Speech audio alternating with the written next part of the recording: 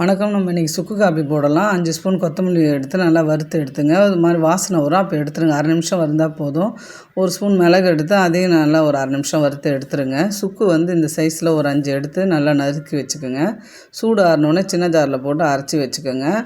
பால் தனியாக காய்ச்சி வச்சுக்கோங்க. பால் பொங்கணுன்னு அதை தனியாக எடுத்து வச்சுட்டு இன்னொரு பாத்திரத்தில் ஒரு டம்ளர் தண்ணி எடுத்து கொதிக்க வைங்க. பால் பொங்கிடுச்சு, எடுத்து வச்சுட்டேன். தண்ணி நல்லா கொதிச்ச உடனே நான் அரைச்சி வச்ச அந்த சுக்கு மல்லித்தூளில் 1 ஸ்பூன் போட்டு நல்லா கலக்கி விடுங்க. அது நல்லா கொதிக்கட்டும். அது கூட நீங்கள் பனை வெல்லம், நாட்டு சர்க்கரை எது வேணுமோ நீங்கள் சேர்த்துக்கலாம். போட்டு நல்லா அதை கொதிக்க விடுங்க. My home food flavours of love சேனலை லைக் பண்ணுங்கள், சப்ஸ்கிரைப் பண்ணுங்கள், ஷேர் பண்ணுங்கள். இப்போ இது நல்லா கொதிச்சு சாறு இறங்கிட்டுருக்கும். இது ஒரு 3 நிமிஷம் 4 நிமிஷம் கொதிச்சா போதும். இப்போ நம்ம தினமும் சாயந்தரம் மழை பெய்யுது இல்லையா, அதனால் வச்சு கொடுங்க. இதை நல்லா வடிகட்டிடுங்க. வடிகட்டிட்டு இது கூட பாலை சேர்த்து ஆற்றி குடிங்க. நல்லா தொண்டைக்கு நல்லா கரகரப்பாக இருக்கும். ஜுரம் அடிக்கிறவங்களுக்கு, செரிக்காமல் இருக்கிறவங்களுக்கு கொடுங்க. பால் இல்லாமலே இதை செஞ்சு குடிக்கலாம். அரைச்சி வச்சுட்டிங்கன்னா எப்போ வேணாலும் போட்டு குடிக்கலாம். செஞ்சு கொடுங்க. தேங்க்யூ.